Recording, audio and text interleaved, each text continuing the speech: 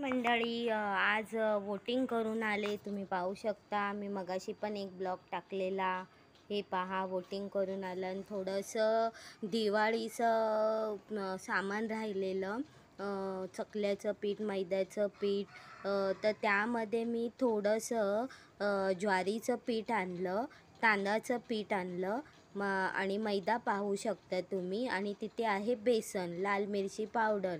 तर मी म्हटलं आता हे पिठाचा काय उपयोग करायचं, तर ज्वारीचं पीठ आणून आज मी बनवल्या आहे ज्वारीच्या पिठाच्या चकल्या.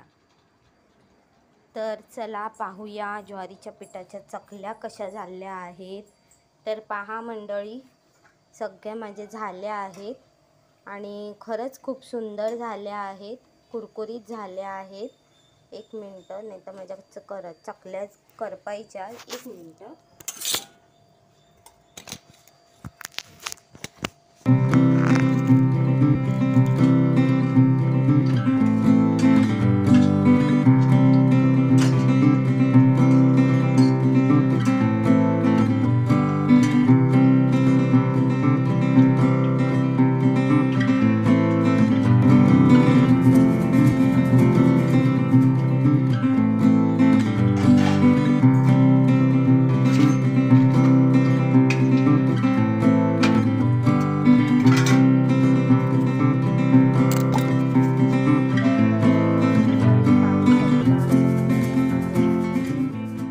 अशा ज्वारीच्या पिठाच्या चकल्या आणि छान झालेल्या आहेत, कुरकुरीत झालेल्या आहेत.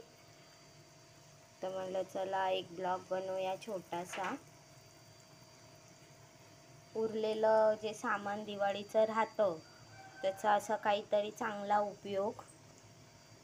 मला कॅमेरा घेऊन शूटिंग करता येत नाही कुठे तसं माझ्याकडे आहे, ट्रायपॉड आहे, सेल्फी स्टिक आहे, पण किचनजवळ मला भीतीच वाटते कॅमेरा घेऊन शूटिंग करायची.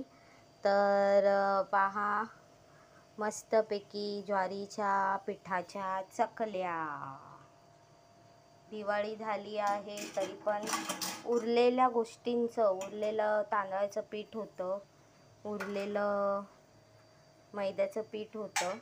तर म्हणलं त्याचं काय करायचं, मग त्याच्यामध्ये मी ज्वारीचं पीठ टाकून अशा चकल्या बनवल्या. पौष्टिक, तीळ वगैरे सगळं टाकलेलं आहे आणि कुरकुरीत झाले आहेत, तिखट पण झाले आहेत. तर असं त्याचा उपयोग केलेला आहे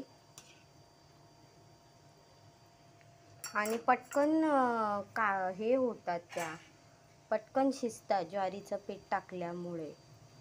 तर पहा, डब्बा भरून झालेले आहे, तुम्ही पाहू शकता. आणि ते तुम्ही पाहू शकता आमच्या करंज्या अजून बाकी आहेत, दिवाळी झाली तरी. आणि संध्याकाळचे पाहू शकता 6:30 वाजले आहे. इथे माझी नवीन बॅग मी धुवून सुकत घातलेली आहे हाताखाली. अशी बॅग मी आणून ठेवली काल. नेहमीप्रमाणे इथे दिवा. चला, ब्लॉग आवडला तर लाईक करा. तर मंडळी, दिवाळीच्या सुट्टींमध्ये आपण काही ना काही ऑनलाईन मागवत असतो. तर असंच मी ॲमेझॉनवरनं परफ्यूमच्या बाटल्या मागवलेल्या, पण तुम्ही पाहू शकता त्यातली एक बाटली फुटलेली होती. तर अशा प्रकारे दिवाळीमध्ये काहीतरी मागवलेलं, पण ते काचेची बाटली असल्यामुळे ती फुटली, ते पाहू शकता. तर असं पार्सल मागवणं पण जरा काचेच्या वस्तू बघा, सगळं सेंट ह्याच्यावर सांडलेलं आहे, ओजीचं मागवलेलं.